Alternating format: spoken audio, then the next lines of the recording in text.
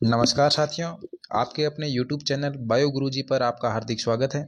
यहाँ हम कक्षा 9 की NCERT आधारित साइंस की हैंड रिटन नोट्स वाली क्लासें शुरू करने जा रहे हैं, जिसमें बिना किसी टाइम पास के हिंदी मीडियम में आपको क्लासें प्रोवाइड की जाएगी।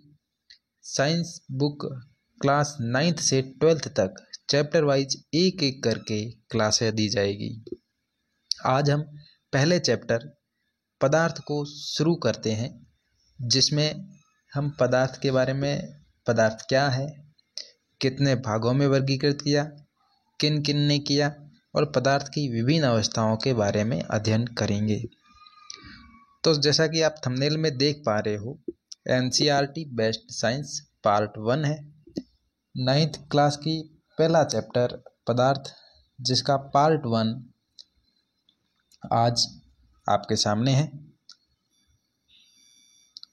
सबसे पहले कि पदार्थ क्या होता है। पदार्थ यानी कि जो कोई भी वस्तु अपने आसपास है, वो जिस सामग्री से मिलकर बनी होती है, वो पदार्थ कहलाती है।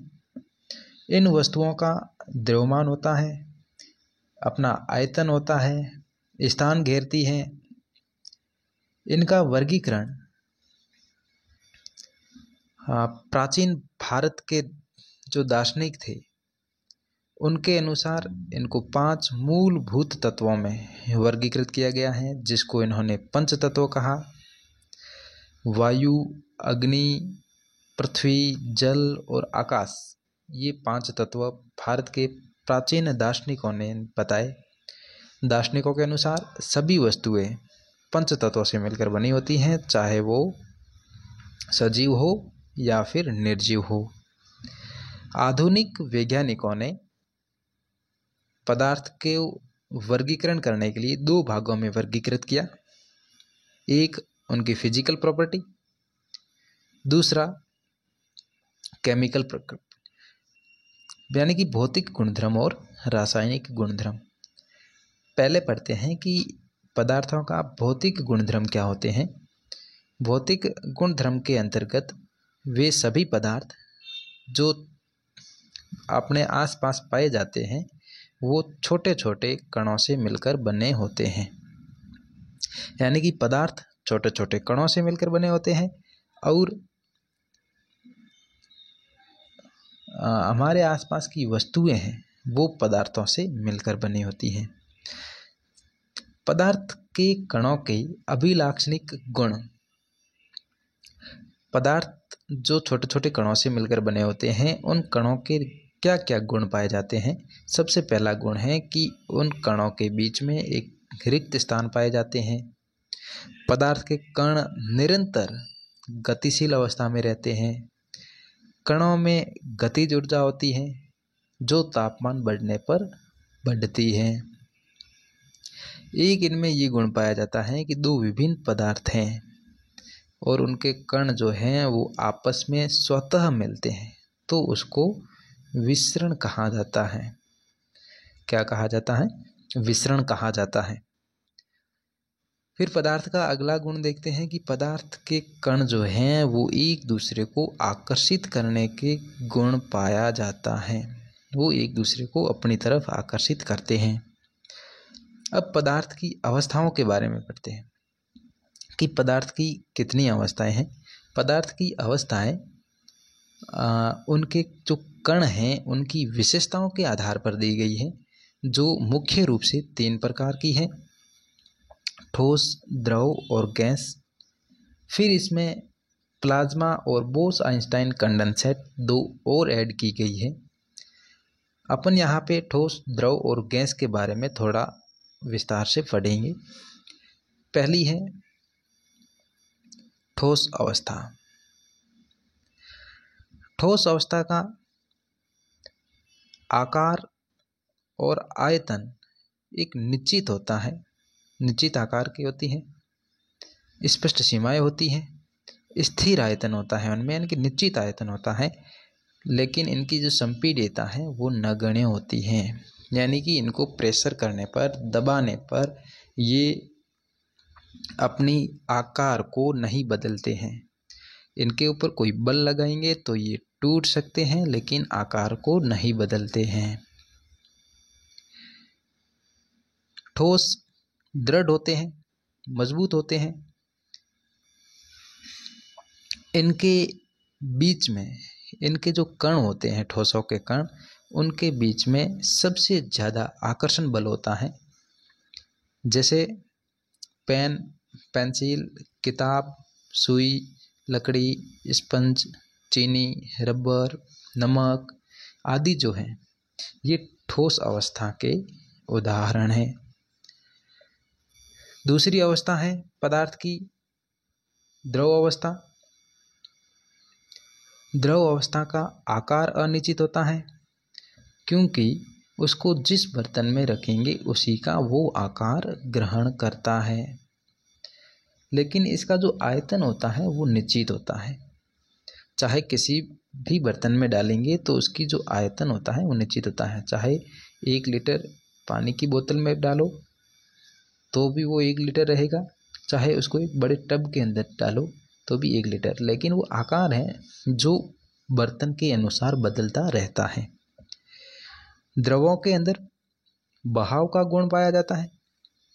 ये दृढ़ नहीं होते हैं, ये तरल रूप में होते हैं। ठोस, द्रव और गैस, ये तीनों का मिश्रण द्रवों के अंदर पॉसिबल होता है।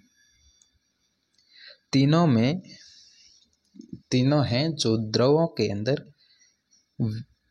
विद्यमान बहाव में शामिल होते हैं और तीनों का विस्तरण इसमें शामिल होता है। तीनों ही स्वतः इसमें मिल सकते हैं, क्योंकि द्रवों में बहाव का गुण होता है। ठोसों की अपेक्षा द्रवों में विसरण की दर अधिक होती है। ठोस जो होते हैं उनके अंदर विसरण का गुण नहीं पाया जाता है, लेकिन द्रवों में विसरण की दर जो है अधिक होती है, क्योंकि ये तरल होते हैं। और द्रव अवस्था में पदार्थ के कण है जो स्वतंत्र रूप से होते हैं, तरल होते हैं। इनमें पदार्थ के कण हैं थोड़े स्वतंत्र रूप से होते हैं, गति करते हैं। और ठोसों की अपेक्षा द्रव के कणों में रिक्त स्थान भी अधिक पाया जाता है। द्रव के कण होते हैं उनमें कणों के मध्य रिक्त स्थान पाया जाता है, इसलिए वो ज़्यादा गति करते हैं और गति के कारण उनके अंदर विसरण दर अधिक पाई जाती है। जैसे जल, तेल, घी, दूध, जूस, शीतल पेय आदि। तीसरी अवस्था है गैसीय अवस्था, जिसका आकार और आयतन दोनों अनिश्चित होते हैं। गैस के कणों की संपीड्यता अधिक होती है, जैसे ऑक्सीजन, एलपीजी, सीएनजी, गंध और भी बहुत सारी वायुमंडल की जो गैसें हैं, hydrogen, nitrogen, carbon dioxide, helium, argon, सारी गैसीय अवस्था में पाई जाती है। फिर एक थोड़ा सा इस डायग्राम के माध्यम से समझते हैं कि ठोसों के जो कण होते हैं वो बिल्कुल पास पास में सटे होते हैं। इनके बीच में रिक्त स्थान बहुत कम पाया जाता है।